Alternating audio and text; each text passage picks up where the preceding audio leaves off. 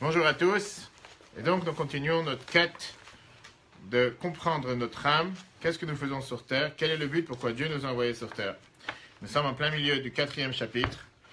Et si tu te rappelles ce qu'on a vu la dernière fois, petit récapitulatif, comme on dit, sur la manière comment Dieu il attend de nous de travailler, de le servir. On a vu que dans cette manière, il y avait plusieurs éléments. L'élément numéro 1, bien sûr, c'était les deux composants qui sont le cerveau et les sentiments. Et après ça même, on a dit quoi? Dieu nous a donné différents habits. Et que la Chassidoute fait exprès d'appeler ça des habits. Pourquoi on appelle ça un habit et pas autre chose? Parce que les habits ne reflètent pas la personne. Les habits, c'est seulement quelque chose qui fait en sorte, à travers lequel tu peux les utiliser pour t'exprimer. Tu peux te mettre un habit de pompier, un habit d'infirmière ou un habit de garagiste ou un habit de qui que ce soit. Et c'est avec ça que tu vas utiliser les capacités que Dieu t'a données pour pouvoir faire ce que tu dois faire. Ça, c'est ce qu'on avait vu la dernière fois et on avait vu quel était l'essentiel. Est-ce que c'était les habits que je mets ou c'est la manière comment je fais les choses? En deux mots, est-ce que c'est l'action l'essentiel ou le cœur l'essentiel? Est-ce que je mets tout mon intérieur pour faire quelque chose? Est-ce que je mets toutes mes forces potentielles? Et on a bien sûr posé la question qui est comment se fait-il que la Torah, que la religion s'intéresse aux petits détails? Quelle est l'importance des petits détails? Quelle est l'importance des petites choses? Là, on parle quand même de l'application des 613 000.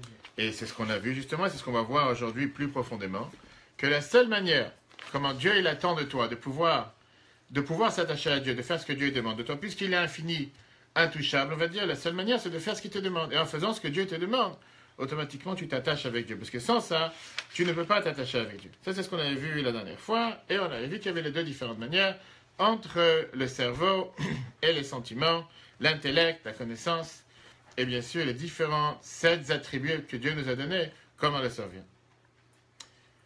On a conclu avec le fait que c'est les sentiments qui sont le moteur pour faire en sorte que la personne puisse accomplir les mitzvot. Ce qu'on va voir aujourd'hui ensemble, quel type de sentiments?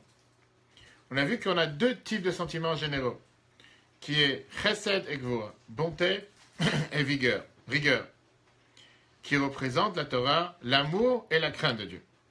La Torah nous demande le devoir de servir Dieu, et à plusieurs reprises, d'un côté elle te dit tu dois aimer Dieu, ve'ahavta et Hashem Elokecha, ce qu'on dit dans le schéma, et plusieurs fois elle te dit ve'yaretam Elokecha, tu craindras Dieu. Est-ce que d'abord il y a une différence entre aimer Dieu et craindre Dieu? Deuxième question, pas seulement entre aimer et craindre, qu'est-ce que ça veut dire que la même personne, tu l'aimes et tu la crains? Alors bien sûr, quand tu dis on parle d'une personne, c'est une personne. Tu ne peux pas aimer ta femme et craindre ta femme. Alors le contraire, ça se passe chez certains couples, j'espère que ce n'est pas chez toi, mais non, quand tu aimes une personne, tu ne la crains pas. Et bien la Torah, elle te dit que pour Dieu, pour la Torah, les mitzvot, c'est un composant qui incomplète l'autre. Tu ne peux pas aimer Dieu si tu ne le crains pas, et tu ne peux pas craindre Dieu si tu ne l'aimes pas. Et c'est ce qu'on va voir la différence avec quel type de crainte on parle ici. On ne va pas essayer d'une crainte d'avoir peur de la personne que tu vas recevoir un coup de matraque sur la tête. Parce que ce n'est pas du tout la vision de la Torah des choses. Est-ce que c'est parce qu'on a besoin d'avoir la foi pour le... On va tout de suite voir. Alors, c'est quel type de crainte on parle? Et c'est ce que la Torah, la Chassidoute explique. La différence entre Yirat Akavod ou bien Yirat Haonesh. La crainte par respect ou la crainte de punition. Et ça, on va entrer dans les détails juste après. Mais d'après la Kabbale, et c'est là où on en tient maintenant, on t'explique comme quoi on parle ici de 2 ailes. Les ailes avec lesquelles un oiseau, un pigeon, un corbeau peut voler. De la même manière qu'un poulet, il a besoin d'avoir 2 ailes pour voler. Avec une seule aile, il ne peut pas voler. Une aile à droite et une aile à gauche. C'est exactement la même raison pourquoi les mitzvot, on a besoin d'avoir les 2 sentiments. L'amour et la crainte. Tu veux dire le côté droit et le côté gauche. Pourquoi tu rigoles? Parce que l'exemple, ok, je peux caquisser, il faut 2 ailes pour... Exactement. Mais non, mais c'est ce que la Chassidoute et la Kabbale t'expliquent. Commençons d'abord par l'amour et après on verra la crainte. Qu'est-ce que fait l'amour? Qu'est-ce que tu gagnes en aimant une personne? L'amour te fait rentrer une énergie positive. Ça te donne une motivation pour l'action. Quand tu aimes ce que tu fais, automatiquement tu veux le faire. Quand tu n'aimes pas ce que tu fais, tu ne veux pas le faire. Quand tu aimes quelqu'un, tu veux lui faire du bien. Tu vas agir avec du bien envers lui. Quand tu n'aimes pas une personne, pas forcément tu vas lui faire du mal, mais tu n'es pas motivé pour faire quoi que ce soit. Quand tu aimes Dieu, par nature, tu cherches à te rapprocher de la personne. Puisque tu l'aimes, tu aimes Dieu. Le seul moyen de pouvoir se rapprocher de Dieu, c'est en faisant les mitzvot positifs. Les 248 mitzvot positifs. Comme on va tout de suite voir. Qu'est-ce que dans les chemins on te dit? Tu aimeras Dieu ton Dieu. Qu'est-ce qui vient juste après? Une panoplie de mitzvot à mettre en place et à faire, qui sont tous des mitzvot positifs. Par exemple, tu devras mettre les tefillines sur ta main, mettre les tefillines sur ta tête, mettre les mezuzot sur ta porte. Ça veut dire que la Torah elle-même, elle te définit. Aimer égale faire. Tu ne peux pas dire j'aime Dieu, mais je ne fais pas ce qu'il me demande. Tu ne peux pas dire j'aime ma femme ou j'aime mon mari, mais je ne fais pas ce qu'il demande. Exactement le même composant. Viens l'Admor Azaken et il rajoute ici un point important. La seule personne qui fait les mitzvot concrètement, c'est lui le seul qui peut aimer Dieu. Ça n'existe pas quelqu'un qui peut dire j'aime, je t'aime, mais je fais le contraire de ce que tu me demandes. Ça n'existe pas une chose. On n'est pas en train de juger qui que ce soit, on n'est pas en train de parler de quelqu'un qui n'a pas appris, qui ne sait pas ce qu'il faut faire. On parle dans la manière la plus simple à pouvoir dire, et je ne vais pas dire de crier haut et fort, mais de dire j'aime Dieu, je fais les mitzvot parce que je l'aime. Mais la mort est inverse les choses. Si tu l'aimes vraiment, tu peux ne pas faire autre chose que de faire ce qu'il te demande. Et si tu dis je t'aime, mais je fais le contraire de ce que tu me demandes, alors tu ne m'aimes pas. Parce que c'est comme si je te dis, puisque tu m'aimes, alors ferme la fenêtre. Non, j'ai envie d'ouvrir la fenêtre, mais je t'aime. Non, mais tu ne m'aimes pas, parce que si tu m'aimes, moi je t'ai demandé de fermer la fenêtre, pourquoi tu ne fermes pas? Et c'est ce qu'on va tout de suite voir. La mort est rentre plus profond. Tu peux avoir quelqu'un de très religieux, quelqu'un de très pratiquant, quelqu'un qui fait tout le Shulchan Aruch, tous les codes de loi juifs, de la manière la plus parfaite possible, si ça peut exister. Mais il fait ça de manière robotisée, de manière automatisée, sans aucun enthousiasme, sans aucune motivation intérieure, sans aucune volonté intérieure. Parce qu'il faut le faire. Oui, je suis juif, je suis religieux, je dois le faire, je le fais, j'ai pas vraiment envie de le faire. Il te dit qu'en réalité, écoute la phrase, ça s'appelle comme si tu n'as rien fait. Alors que jusqu'à maintenant, on a vu comme quoi que je peux faire les choses sans sentiment. Faire pour faire. Bien sûr qu'on ne pourra pas t'enlever le fait que tu as fait la mitzvah. Mais est-ce que ça montre que tu le fais par amour? Comment tu peux aimer une personne et faire pour le faire? C'est comme si je te dis un employé dans une société. Toi, tu ne cherches pas à rendre le bien à la société. Tu ne cherches pas à faire en sorte que la société va progresser, va avancer. Tu cherches à recevoir ta paie à la fin du mois. Que la société avance, progresse. Tu fais les choses à contre-cœur. Tu les fais pour le faire. On peut te reprocher que tu n'as pas fait ton travail? Non, tu as fait ton travail. Mais est-ce que c'est l'employé idéal que tu cherches à avoir? Non plus. Parce que c'est quelqu'un qui fait tellement les choses et tu sens tout de suite la personne qui vient et qui les fait parce qu'il faut les faire. C'est pas intéressant. Mais est-ce que ça veut dire qu'on peut avoir que l'amour pour faire ce que Dieu demande? Est-ce que ça veut dire que l'amour suffit? Viens, la Chassidoute et t'explique maintenant la deuxième aile. L'amour tout seul ne suffit pas. Pourquoi? Prenons un simple exemple avec un enfant qui aime ses parents. N'importe quel enfant qui aime ses parents. Quand un enfant il aime ses parents, ça se peut qu'il va leur donner tout ce qu'il peut, tout ce qu'il veut, tout ce qu'ils ont besoin. Mais c'est pas parce qu'il aime ses parents qu'il va toujours faire ce qu'il leur demande. Au moment précis qu'il ne fait pas ce que ses parents lui ont demandé, tu vas pas dire qu'il n'aime pas ses parents. Le moment où ils vont lui dire arrête de t'amuser, ferme la lumière ou va dormir parce qu'il est tard, qu'est-ce qu'il va dire? Non, j'ai envie de m'amuser. Est-ce que ça veut dire qu'à ce moment précis, il n'aime pas ses parents? C'est un mensonge. De l'autre côté, si un parent il va agir seulement avec rigueur, seulement avec dureté, seulement avec, j'aurais dit, avec crainte, sans aucun moyen de réveiller la motivation chez un enfant, pas forcément ça va amener des conséquences positives. Pour la simple raison que, d'après l'Admor Azaken, l'éducation, c'est un composant qui doit inclure les deux. Et l'amour et la crainte. Et c'est exactement la même chose quand on fait les mitzvot. Si quelqu'un, il va agir que par amour, ça se peut qu'il va faire tout ce que Dieu lui demande. Mais pas forcément qu'il va le faire de la manière comment Dieu lui demande.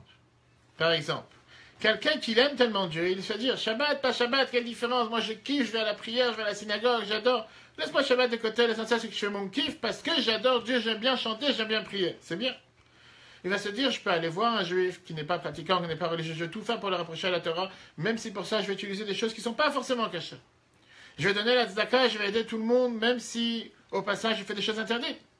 Mais l'essentiel c'est quoi? Le résultat. J'ai fait le résultat, quelle différence? C'est comme si tu dis à un employé, il dit je vais faire réussir la boîte. en faisant des escroqueries, en faisant des fraudes. L'essentiel, c'est que la boîte, elle marche. Là, tu t'es dit, écoute, mon cher ami, je t'aime bien, je vois que tu aimes la boîte, mais c'est pas la manière de faire les choses. C'est pour ça qu'on a besoin d'avoir ce qui est le dosage qui est au moins 50-50 entre l'amour et la crainte, et on a besoin d'avoir le juste milieu qui est mélangé et qui est tempéré avec la crainte de Dieu. Qu'est-ce que ça veut dire la crainte de Dieu? Quand Abraham il est parti pour sacrifier son fils, Yitzhak, sur la demande de Dieu, ce n'était pas pour amener un sacrifice, mais c'était pour faire ce que Dieu lui demande. L'ange lui a dit, maintenant je sais que tu crains Dieu. On lit ça tous les matins. Qu'est-ce que ça veut dire maintenant je sais? Les 10 premiers tests qu'Abraham il a reçus, il ne craignait pas Dieu. C'est un ordre positif. Je ne sais pas dit contrairement, tout de suite voir. Qu'est-ce que ça veut dire que l'ange lui dit, ah mais non, que tu vas montrer que tu es capable de amener ton fils en sacrifice. Maintenant je sais que tu aimes Dieu. Et avant c'était quoi? Parce qu'il n'aimait pas Dieu, il ne craignait pas Dieu. La réponse elle est, Abraham jusqu'à présent il a servi Dieu par amour. La Torah dit qu'Abraham, Abraham c'est mon bien-aimé, Abraham c'était qui représentait la bonté. Quand Dieu lui a demandé de faire quelque chose qui est contre sa nature, jusqu'à peut-être sacrifier son fils, c'était un test, et il était capable de le faire, il dit maintenant je sais que tu sers Dieu aussi avec la crainte, pas seulement par amour. On va arriver dans le texte, une seconde, on va arriver dans le texte. Mais là jusqu'à présent, ce que tu as dit c'était ordre positif. Les mitzvot positifs égale l'amour. Quand quelqu'un il craint Dieu, Là c'était un ordre positif. oui, mais par rapport à Abraham, c'était pour montrer qu'est-ce qu'il est capable de faire quelque chose qui est contre sa nature. Pas par rapport, il n'y a pas de mitzvot à l'époque. C'est un commandement que Dieu lui a donné, ce n'était pas une mitzvah. Quand quelqu'un il craint Dieu, il va se dire, puisque j'aime Dieu, et je vais faire ce que Dieu lui demande, mais j'ai aussi la crainte de Dieu, et on ne parle pas maintenant de crainte de punition, mais la crainte par respect, je vais faire attention à ne pas faire quelque chose à 1 centimètre près différent de ce qu'il me demande de faire. Je vais essayer de tout faire pour m'éloigner de n'importe quelle chose interdite. Et c'est pour ça que l'Admor Zaken t'explique comme quoi la crainte, c'est le motivateur pour les 365 mitzvot négatifs. Et il te dit qu'il y a 2 types de crainte, qu'on va tout de suite voir. Premier type de crainte, c'est la crainte de Dieu tout court, ce qu'on appelle Yirat Shamayim. Qu'est-ce que ça veut dire la crainte de Dieu? Ça veut dire que je sais qu'il y a un patron sur Terre, je sais qu'il y a quelqu'un qui dirige la planète, je sais qu'il y a quelqu'un qui dirige le monde, et je crains, j'ai pas envie de faire quelque chose contre sa volonté, parce que ça veut dire que je renie l'existence de Dieu sur Terre. Tout court, ça c'est le numéro 1. Encore une fois, on ne parle pas ici du tout de la crainte de la punition. Parce que la crainte de la punition n'est pas une crainte de Dieu. Crainte de la punition, c'est une crainte égoïste. J'ai pas envie d'être puni, j'ai pas envie d'avoir mal, j'ai pas envie d'avoir un problème. Quand quelqu'un il dit je crains l'enfer, ou je crains la punition, il craint son propre bien-être. Il ne craint pas ici à faire ce que Dieu veut. C'est pas qu'il a tellement, il est en osmose, il est tellement, il est tellement émerveillé de ce que Dieu a fait sur terre qu'il ne va pas faire quelque chose contre Dieu parce qu'il aime Dieu. Non, parce qu'il s'aime à soi-même. Ça n'a rien, c'est pas de ça qu'on parle ici. Mais il y a un deuxième type de mot que la Moazaka ne te parle pas, la crainte de Dieu tout court, Yirat Shamayim, Yirat Boshet. Qu'est-ce que ça veut dire Yirat Boshet? C'est quelqu'un, il a une honte interne envers Dieu. Il se dit, je ne peux pas faire quelque chose qui ne plaît pas à Dieu tellement je l'aime. J'aime tellement ma femme, j'aime tellement mon mari, j'aime tellement telle personne. Je ne peux pas agir comme ça envers lui. C'est pas seulement parce que je reconnais que c'est lui le directeur, c'est lui qui dirige la planète, mais je me sens à l'intérieur tellement bas ou tellement redevable par rapport à ce que Dieu a fait pour moi. Comment je peux agir et oser faire quelque chose que Dieu n'aime pas que je fasse? C'est beaucoup plus profond et c'est beaucoup plus élevé. Et ce n'est pas forcément donné à tout le monde. Et bien, l'Admor Azakan, qu'on va tout de suite voir dans le texte, que dans le type de crainte, il y a 2 types de crainte. Tu as la première crainte qui est Yirat Shamayim. Qu'est-ce que ça veut dire Yirat Shamayim? Je crains Dieu. Mais il te dit que craindre Dieu tout court, ça ne va pas t'aider à ne pas faire la volonté de Dieu exactement. Pourquoi? Parce que ce n'est pas ça qui va t'emmener l'enthousiasme et la motivation pour faire ce que Dieu demande. Parce que si ce n'est pas seulement par crainte, il y a un Dieu sur terre, oui. Mais le jour où j'ai un gain matériel, facile à obtenir, même si parfois ça contredit la volonté de Dieu, cette crainte va disparaître. Le deuxième problème, je risque de faire ce que Dieu me demande sans aucune joie, sans aucune vitalité. Peut-être je vais faire ce que Dieu me demande de la meilleure manière, mais pour me rendre quitte. Je vais à l'office le matin parce qu'il faut y aller. Je vais jeûner Kippour parce qu'il faut jeûner. Je vais mettre les tefilines parce que je dois le faire. Et viens, la Chassidoute t'explique que tu ne peux pas avoir seulement la crainte de Dieu sans avoir l'amour de Dieu. Parce que seulement avec l'amour, tu as cet enthousiasme, cette rapidité, cette ferveur, cette chaleur, que tu ne peux pas faire les mitzvot sans ça. Tu ne peux pas servir Dieu juste comme une machine automatique. Tu n'es pas un radar automatique. Tu n'es pas ici en train de servir Dieu pour le servir, parce qu'il faut que je le fasse. Il n'y a pas il faut que je le fasse. Alors tu vas me dire, mais au final, qu'est-ce que tu en as à faire? J'ai fait le bilan de la journée, j'ai fait ce que je devais faire envers Dieu pour ma bonne conscience, j'ai fait ce qu'il m'a demandé. Oui, tu as fait ce qu'il t'a demandé. Est-ce que c'est la manière de faire? C'est pas la manière de faire. Et est-ce que tu seras jugé? On ne parle pas maintenant de juger en termes de salaire ou récompense, mais est-ce que Dieu n'attend pas de toi de faire les choses différemment? Il attend de toi de faire les choses différemment. Et donc on arrive à cette conclusion que seulement quand tu as le lien entre l'amour et la crainte, tu es capable de faire les 248 mitzvot positives et les 365 mitzvot négatives. C'est ici qui va à partir de l'amour. Qui va ici. D'accord? Voilà. Qui va, parce que l'amour qu'on vient de voir, c'est quoi l'amour? C'est la base de tous les 248 mitzvot positifs.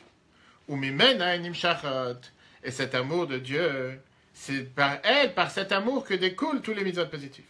Ou Biladais, il te dit clairement que sans cet amour, si tu n'as pas l'amour de Dieu, en laem kiyum amiti. Vous voyez ce que ça veut dire? Qu'est-ce que ça veut dire qu'ils n'ont pas un kiyum? Qu'ils ne peuvent pas contenir, ils ne peuvent pas tenir dans la durée. S'il te manque de l'amour dans ce que tu fais, automatiquement, il te manque dans la manière comment tu fais les choses. Prenons un cas précis dans un couple. Si tu fais ce que ta femme, elle te demande, fais-moi ci, fais-moi ça, fais-moi les causes, peu importe, mais tu le fais sans amour, combien de temps ça va durer? Tu vas le faire une fois, tu vas le faire deux fois, tu vas le faire trois fois, tu vas le faire 5 fois, à la fin, tu en auras marre. Tu ne le fais pas pour le faire, parce qu'il faut le faire. Alors tu te dis, voilà, mais je me suis marié, c'est mon sort, c'est ma femme, j'ai pas le choix, je dois le faire, très bien. Et combien de temps ça va durer? À la fin, tu t'en lasses. À la fin, tu sais, j'en ai marre, je suis fatigué. Ou bien tu dis, je préfère divorcer, je n'ai pas envie de rester ensemble. Il n'y a aucun lien, j'ai aucun sentiment, etc.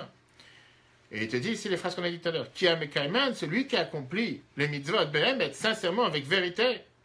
Tu ne peux pas faire ce que Dieu te demande si tu n'es pas Ohevet Hashem. Shem Hashem, si tu n'aimes pas le nom de Dieu, et tu cherches et tu veux vraiment t'attacher à lui, sincèrement. Comment tu peux dire que tu l'aimes si tu ne fais pas ce qu'il te demande? Tu ne peux pas, c'est impossible de t'attacher dans Dieu, sincèrement, avec vérité. Seulement quand tu accomplis les 248 ordres, Shem, Ramach et Varim de Malka, qui sont considérés comme les 248 membres du roi, on parle des 248 commandements, si on peut employer ce terme, comme on m'expliquera dans un autre endroit. Donc pour l'instant, il était dit l'amour, c'est obligatoire, c'est obligé d'avoir l'amour, tu ne peux pas faire une mitzvah sans amour. Et c'est la raison pour laquelle la Torah te demande chaque matin, dès que tu te lèves, quand tu dis le Shema Israël, juste après que tu dis Shema Israël, Ve'ahavta et Hashem Elokecha. Et la Torah, elle t'explique. Qu'est-ce que ça veut dire? Tu aimeras Dieu, ton Dieu. Comment tu l'aimeras? En faisant tous les mitzvot qui suivent. Ça veut dire que si tu fais une pause, et si tu dis, tu aimeras de ton Dieu, j'aime Dieu, et après il te dit, tu sais comment? Fais ça, laisse tomber. Oh, tu viens de te mentir. Tu viens de dire un mensonge, tu viens de dire je l'aime, mais je ne fais pas ce qu'il me demande, c'est impossible. De l'autre côté, Vaïra, c'est quoi la crainte? Shoresh, c'est la base, les chasseurs la tassés sur les 365 mitzvot négatifs. Pourquoi? De quelle crainte on a dit tout de suite? Premier niveau de crainte, je crains qu'il y ait un Dieu sur terre. Qui yarel limrod, je crains de renier l'existence même de Dieu, le fait qu'il y ait un Dieu sur terre. Et c'est pour ça que je ne fais pas des choses interdites. Parce que je sais que c'est Dieu qui dirige la planète. Comment je peux faire quelque chose contre lui? Ça, c'est, on va dire, le niveau 1. Et encore une fois, on ne parle pas du tout du niveau de la crainte de punition. Mais il te dit, il y a le niveau le plus profond qu'on a vu tout à l'heure. Oh, Yirap Nimit Miso bien, une crainte beaucoup plus profonde. Chez Mitbosh, est-ce que j'ai honte? Migdoula de la grandeur de Dieu. Lambrot et Negvodo. De rompre sa volonté, sa demande. Vela Asot Arab Beinav. Et de faire le mal à ses yeux. Kol Toavat Hashem Hashasane, la phrase qui te dit que toutes les choses abominables que Dieu il a eu, que ça c'est les clipotes et Sitrachara, ça c'est toutes les choses de la force, des forces du mal, ou qui sont de l'autre côté, comme on avait expliqué la dernière fois. Asher, Yinikatam, que leur source de vie, mais Adam Ataton vient de la bassesse de l'homme. Vachizat Tambo, comment il s'attrape dans la personne, et tout ça c'est Beshassa Mezatat. C'est par ça que j'accomplis les 365 mitzvot négatifs. Donc en deux mots, je peux avoir la crainte de Dieu. Pas seulement une crainte, parce que Dieu existe et je ne peux pas faire quelque chose contre lui, mais j'ai une honte à l'intérieur de moi. Comment je peux oser faire quelque chose contre la volonté de Dieu quand je sais tout ce qu'il me donne, tout ce que je suis redevable, je ne vais pas le faire. La fameuse histoire qui est donnée pour comprendre cette chose-là, c'était le fameux dialogue de sourds, d'un côté entre Shmuel et Shaul. Vous connaissez l'histoire de Shmuel et Shaul? Le livre de Shmuel, le livre de Samuel, livre 1, chapitre 15, on voit là-bas un merveilleux exemple entre l'amour et la crainte. Le prophète, le roi Shmuel, Shmuel Hanavi, Shmuel le prophète, il vient et dit à Shaoul que Dieu t'a demandé, roi Shaoul, que Dieu t'a demandé d'effacer Amalek éternellement. de tout détruire ce qui appartenait à Amalek. Hommes, femmes, enfants, animaux, etc. Shaoul, il a exécuté ce que Dieu lui a demandé. Et il a pris une armée de 210 000 soldats pour frapper Amalek. Amalek était le premier qui a osé venir frapper le peuple juif alors qu'on n'était même pas dans son territoire, on n'avait rien fait contre lui. Mais Shaoul, il a la pitié sur le roi de Agag, et sur le troupeau d'Amalek. En deux mots, dans sa pensée, comme on voit après, il raconte en disant que pourquoi je préfère garder le troupeau, etc., pour pouvoir amener un sacrifice à Dieu. Pour amener un sacrifice à Dieu, pour faire ce que Dieu lui demande. Alors, dans sa pensée, c'était quoi? Je fais ce que Dieu me demande. Sauf que je fais ce que Dieu me demande à ma manière. Dieu, il va voir Shmuel et il lui dit, puisque Shaoul, il n'a pas écouté ce que je lui ai demandé, j'ai décidé de l'enlever la royauté. Qui ne sera plus le roi de Dieu parce qu'il n'a pas fait ce que je lui ai demandé. Shmuel qui dit ça? Dieu, il dit à Shmuel de dire à Shaoul. Shmuel, il va voir Shaoul et il lui dit, Shaoul dit à Shmuel, Akimoti et Dvar Hashem. J'ai fait ce que Dieu il a demandé. Ok. Shmuel, il lui demande, et c'est quoi cette voix de troupeau d'animaux que j'entends? Pourquoi tu as laissé le troupeau en vivant? Shaoul, il dit, parce que j'ai pensé les amener en tant que sacrifice à Dieu. Au contraire, j'ai détruit Amalek et maintenant j'amène ce troupeau en sacrifice. Qu'est-ce que Shmuel répond? La fameuse phrase qui est reprise des milliers de fois dans la Torah, la Gemara, dans la base, comment on fait la Torah et les mitzvot. Tu penses que Dieu il a besoin d'avoir des sacrifices et il valorise ces sacrifices beaucoup plus qu'écouter de faire ce qu'il t'a demandé de faire. Alors Shmoa misevertov, la fameuse phrase qui dit Dieu préfère que tu fasses ce qu'il te demande que d'amener un sacrifice. En deux mots, ne fais pas à ta tête. Fais pas ce que toi tu as envie de faire. Fais ce que lui t'a demandé de faire. Dieu il préfère que tu écoutes ce qu'il te demande que de lui amener 10 000 animaux en tant que sacrifice. Shmuel il est parti, il a tué Agag, le roi d'Amalek. Et Shaoul il a perdu la royauté. Qu'est-ce qui s'est passé? Qu'est-ce qui s'est passé à la suite dans l'histoire? Pour te dire comment Dieu il avait raison. À cause de cette nuit que Agag est resté en vie, sa femme est tombée enceinte, duquel plus tard est descendu Aman. Aman était un des descendants de Agag du fait que Agag n'avait pas été tué comme le roi de Shmuel avait demandé à Shaoul de faire pour faire disparaître Amalek. Ça veut dire quoi? Shaoul, il avait ici un sentiment d'amour envers Dieu, en se disant, je vais amener les sacrifices. Mais il lui manquait la crainte de Dieu, qui était d'écouter, d'exécuter ce que Dieu il a demandé, sans mettre ton idée à l'intérieur, sans mélanger ta volonté à l'intérieur. Tu peux avoir la meilleure bonne volonté, c'est ce qu'on a dit tout à l'heure. Tu peux dire, je vais faire la mitzvah parce que j'adore Dieu, j'aime Dieu, je vais faire la mitzvah, mais je vais le faire à ma façon. Et Dieu, il te dit, tu sais quoi, ne fais pas à ta façon. Tu veux faire ce que je te demande parce que tu m'aimes. Montre-moi que tu m'aimes réellement, mélangé avec la crainte, en faisant ce que je te demande parce que je t'ai demandé comme je t'ai demandé, pas comme toi tu as envie. On vient de voir dans ce premier paragraphe du chapitre 4, plusieurs composants. D'abord, que la manière d'exprimer l'âme divine, c'est avec les trois animaux, les trois habits, la pensée, la parole et l'action. D'un côté, les habits sont là pour exprimer le nefesh, pour exprimer l'âme, l'anshama, de la même manière que les habits sont là pour exprimer la personne, différents habits pour différentes personnes. De l'autre côté, ne surtout pas penser que les habits font partie de l'âme, ne sont pas une partie de l'âme, bien au contraire, ils sont totalement déconnectés de la personne. Et comme on a vu dans la semaine dernière, que des fois, justement, l'habit n'exprime pas vraiment la personne. Que des fois, tu peux employer un habit qui n'exprime pas qui tu es réellement. Tu peux faire comme si tu es joyeux alors que tu n'es pas joyeux. Tu peux faire comme si tu es triste alors que tu n'es pas vraiment triste. Après, on a vu que l'âme divine utilise ces trois habits pour un seul but, pour s'attacher à Dieu. Avec la pensée pour comprendre Dieu, la Torah, la parole pour parler des paroles de Torah et l'action pour faire les mitzvot. On vient de voir comme quoi on a besoin d'avoir le lien entre la crainte et l'amour.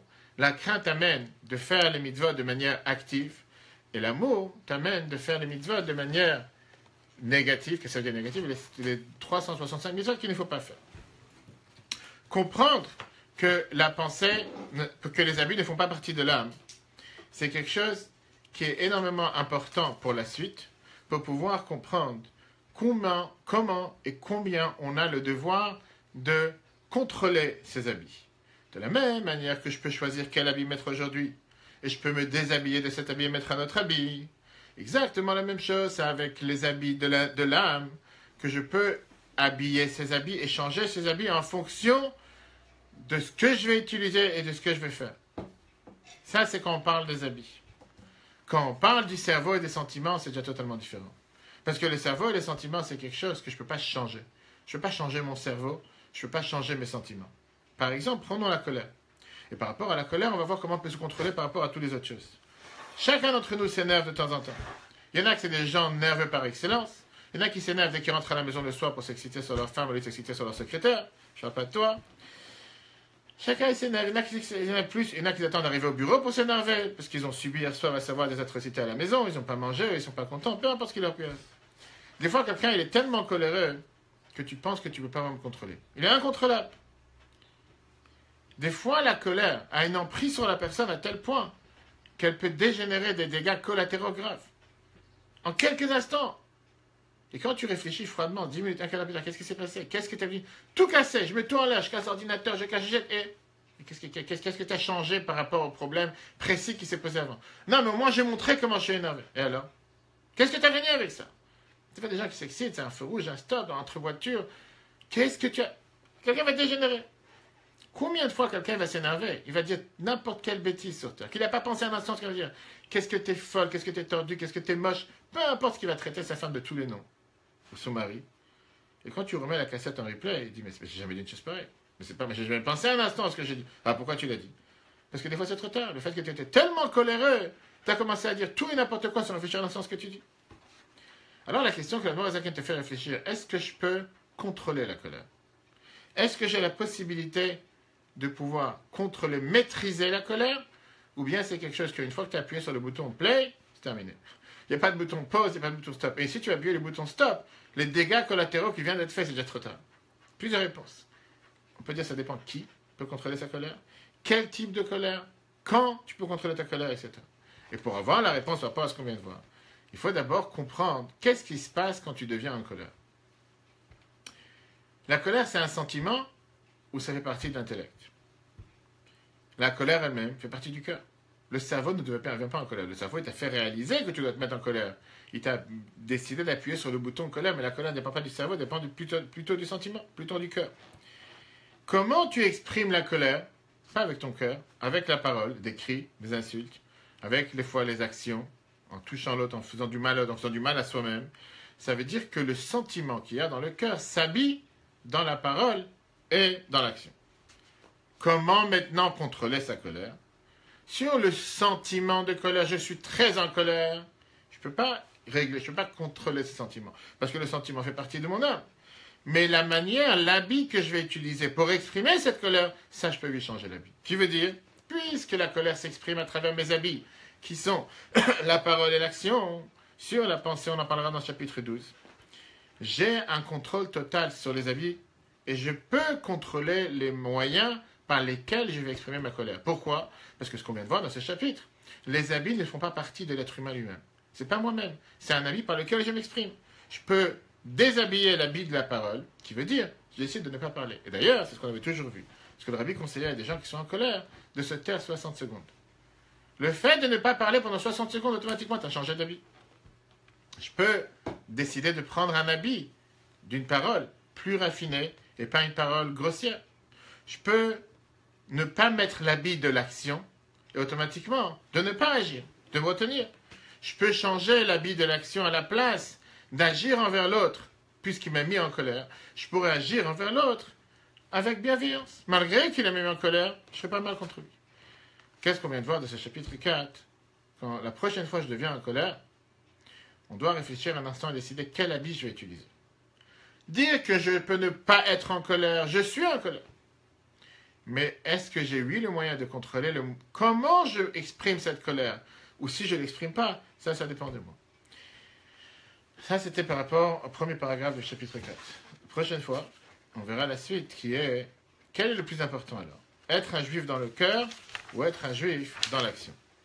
Puisqu'on vient de voir qu'on a différents habits, comment être habillé. Puisqu'on vient de voir que ça n'exprime pas la personne lui-même, mais c'est des moyens de s'exprimer. Alors, est-ce que c'est plus important d'être un juif dans mon cœur, avec des valeurs éthiques, valeurs juives? J'ai un grand cœur juif, ou bien être un juif dans l'action? Tu vas me dire, mais pourquoi c'est contraire, ou pourquoi c'est ou ça, ou ça? Parce que quelqu'un il peut être un juif dans l'action, qui veut dire, je fais attention à faire toutes les mitzvot, toutes les lois, de la manière la plus parfaite possible.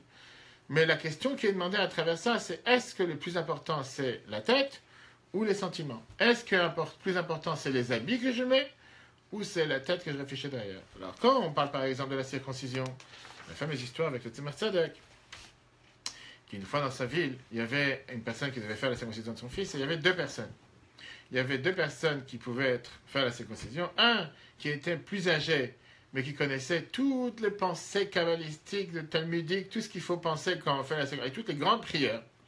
Et l'autre qui n'était pas peut-être un si grand érudit, mais matériellement parlant, en termes de médecin, en termes de personnes qui savaient comment faire une circoncision, il était beaucoup plus apte à le faire. Et quand le modèle s'est dit quoi faire, il a dit que dans cette mitzvah, ce qui est le plus important, c'est de savoir quoi faire. Les pensées, etc., tu pourras penser à un autre Dieu. Mais là, il faut faire attention de ne pas faire d'erreurs, de ne pas faire de bêtises, que Dieu nous en préserve. Est-ce que c'est comme ça dans toutes les mitzvot? Aujourd'hui, tu rencontres différents types de personnes. Combien de gens vont venir et te dire, moi, je suis un juif dans le cœur? Combien vont venir et te dire, moi, je suis un juif dans l'action? Il y en a qui pensent, et c'est une des divisions grandes qu'il y a dans le peuple juif, que le plus important, c'est d'être un cœur juif. Je vis pour Israël, j'entends Israël est heureux, je suis tellement heureux, je verse une larme, j'arrive au cotel, je verse une larme, parce que je me rappelle l'émotion qu'on a reçue. C'est magnifique. Mais quand tu sors du cotel, quelqu'un t'a mis les filets aujourd'hui, j'ai pas le temps, laisse-moi tranquille. Il y a la plage qui m'attend. Personne ne critiquer ni de juger. Mais tu viens de verser une larme devant quoi? Devant la pierre. Parce que c'est quoi cette pierre? C'est juste une pierre, il y a des pierres dans tout Israël. Qu'est-ce que ça te rappelle ce cotel? Quoi? Le temple, le Beit Hamikdash, le fait que Dieu est présent pour le peuple juif. Ce Dieu qui est présent pour toi, c'est la raison pourquoi tu as versé une larme. Il te demande de mettre tes filets. 30 secondes, 1 minute, comment tu peux refuser? Ça veut dire quoi? Ça veut dire que dans le cœur, j'adore le bon Dieu. J'adore le cotel. C'est magnifique, je verse une larme. Mais la seconde d'après, quelqu'un te dit, fais un acte positif. Montre comment tu transformes ce sentiment en action. Sois tranquille. Donc ça, c'est pas, on ne parle pas des amis, on parle d'aimer ou de... On parle, est-ce que d'être un juif dans le cœur ou un juif concret? Qu'est-ce que ça veut dire un juif? Maintenant, comme je t'ai dit, c'est pas ou l'un ou l'autre. Les deux sont importants. Sauf que la prochaine fois, dans le deuxième paragraphe du chapitre 4, on verra, est-ce que le plus important, c'est de faire attention à comment je fais, ou le plus important, c'est de faire attention à ce qu'il faut faire. Et moins important, comment je le fais. T'as quelqu'un qui va dire, quelle différence, comment je fais les choses? Tu veux que je mette les tefilines? J'ai mis les tefilines, qu'est-ce que tu veux de moi? Quelle différence si j'ai un portable dans l'oreille, j'ai un chewing-gum dans la bouche, si je suis habillé convenablement? J'ai mis les tefilines, laisse-moi tranquille. Tu peux lui reprocher quelque chose? Pas lui reprocher quelque chose, j'ai mis les tefilines. L'autre, il va te dire, non, je peux pas, je suis le rabbin, mettre les tefilines, regardez, je suis entouré, je suis à la plage, des gens qui ne sont pas forcément bien habillés. Toutes les bonnes excuses pour te dire, s'il faut que je mette les tefilines à la synagogue, entouré de livres saints, au cotel, au bureau, tu mélanges la religion. Laisse-moi tranquille, maintenant on est là au travail, il y a des non-juifs, je peux pas mettre... Quand je... Toutes les pourquoi, parce que dans sa tête, si je fais ce que Dieu me demande, je dois être en mode, je dois le faire convenablement. Et puisque, d'après lui, je ne peux pas le faire maintenant convenablement, automatiquement, il ne vaut mieux pas le faire. C'est pour ça, il a fait mes histoires qu'il répétait sans arrêt, avec deux types de juifs. Et ça, c'est la réponse qu'on verra la prochaine fois. Un juif qui est assis dans les grottes de l'Inquisition en Espagne, ou dans les souterrains, dans les caves, pardon. Et il a été placé là-bas parce qu'il faisait la Torah et les mitzvot. Il a vraiment donné sa vie pour Dieu. Il souffre énormément. Ou tu peux prendre le même juif à Auschwitz, on vient de voir le Yom HaShoah, qui est assis dans sa baraque, sur une planche, et qui n'a pas comment faire Pessah. Il n'a pas comment arrive Pessah. Il a essayé de donner son morceau de pain, il a essayé de tout faire pour sa ration de repas, pour pouvoir recevoir 1 kilo de farine, un demi-kilo de farine. Depuis un mois, il travaille pour pouvoir faire quelques matzot pour Pessah, et arrive le soir du Seder. Il n'a pas réussi à faire ses matzot. Par contre, il a 3 petits morceaux de papier.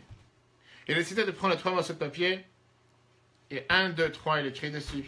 Et il fait son Seder avec des larmes chaudes, ce qu'il se rappelle par cœur. Il ne sait pas s'il sera en vie demain. Les coups de matraque qu'il a reçus hier lui font encore mal. Il est assis devant, et il se dit, en train de faire les morceaux de la Haggadah qu'il connaît. Je te dis, Dieu, j'aurais tellement voulu faire le Seder convenablement. Malheureusement, je ne suis pas capable. Je sais pas. Il a tout essayé. Je ne peux pas le faire. Prends et considère comme si ces 3 matzot, papier, que j'ai devant moi, sont les 3 matzot du Seder. Et il fait tourner les papiers sur la tête. Et il va découper une matzah en 2, parce que c'est un papier.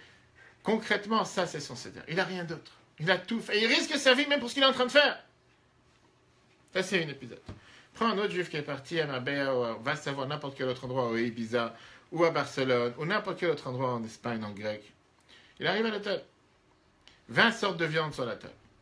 Il a tous les plus bons plats sur terre à volonté, sans limite. tout ce qu'il faut sur terre. Quand tu lui dis, tu sais que ce soir, les seder, on a l'habitude de faire avec la matzah authentique que nos parents ils ont eu. Tu dis, mais quelle matzah, monsieur le rabbin? Matzah grillée, brûlée, qui n'a pas de goût, qui n'a pas de sens. Moi, j'ai besoin de la matzah à l'orange, de la matzah au vin, une matzah comme ça qui n'a ni goût, ni même pas de sel. Une horreur. En aucun cas, je suis prêt à manger une telle matzah. Toi, tu essaies d'expliquer. Monsieur, c'est le but même de Pessah. Tous les 20 viandes que tu as devant toi, c'est magnifique, mais c'est pas la matzah. Le seder de ce soir, bien sûr, ma chère, il va venir, on mangera les graines. Pour l'instant, c'est pas la matzah essentielle. Si c'est pas la matzah, il n'y a pas de seder. Tu vois que la personne ne comprend pas. Tu dis que c'est très simple. Si tu ne manges pas la matzah, j'envoie les gars du corps, ils vont faire en sorte que tu vas être obligé de manger. Ils vont te mettre une matraque sur la tête, ils vont mettre un revolver sur la tête. Ou tu manges la matzah, ou tu termines ta vie ce soir. Ça, tu ne manges pas la matzah. On le force avec toutes ses forces. La personne dit, non, mais pas à ce point. Tu dis oui, à ce point. Parce qu'en tant que juif, tu dois manger la matzah ce soir. Et tu envoies les gars du corps, toute une bande. Va savoir si c'est la BAC de tel endroit, le RAID, le GIPN. Ils arrivent avec tout leur matraque devant tout le monde. Ils disent, monsieur, vous avez le devoir de manger la matzah de suite. Que vous voulez ou pas, c'est une obligation. Et si vous ne mangez pas de matzah, vous êtes fusillé sur place. Il dit, non, mais c'est de la rigolade. Non, c'est pas de la rigolade. Ce soir, c'est Pessah, tu dois manger la matzah. La personne n'a pas le choix. Il supplie pour sa vie. Et il mange 30 grammes de matzah. La question qui est demandée est la suivante. Qui des deux a fait la mitzvah?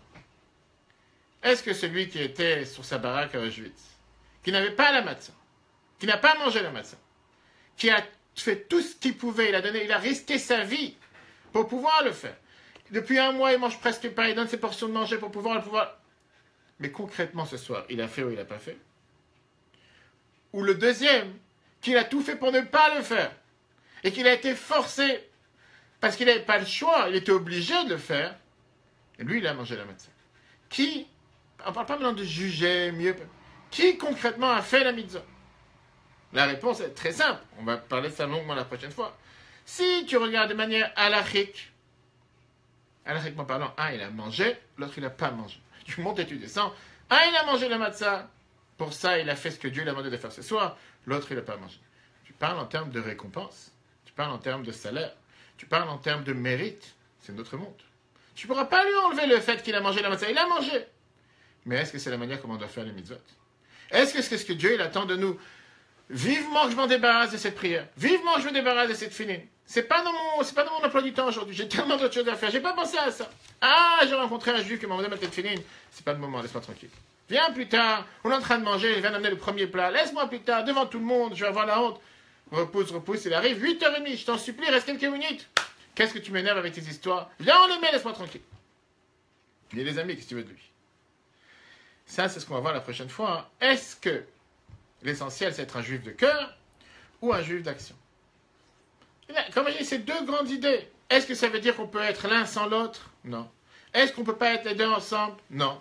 Ça, c'est ce qu'on va voir la prochaine fois. C'est pour ça qu'on va comprendre beaucoup plus rapidement et beaucoup plus profondément comment manipuler nos habits, comment utiliser nos habits et comment s'assurer de l'utiliser de la meilleure manière. Parce que pour l'instant, on est en train de parler des habits pour l'âme divine. Après, on va commencer à parler comment l'âme animale, comment le corps cherche à utiliser. Et là, on va comprendre le conflit. C'est un conflit quotidien. Tu as le corps qui tire la corde d'un côté, et tu as l'âme divine qui tire la corde de l'autre côté. Et c'est celui qui gagne le plus. Sauf que quand tu tires trop sur la corde, ça craque. Ça, on verra la prochaine fois. Bonne journée à tous.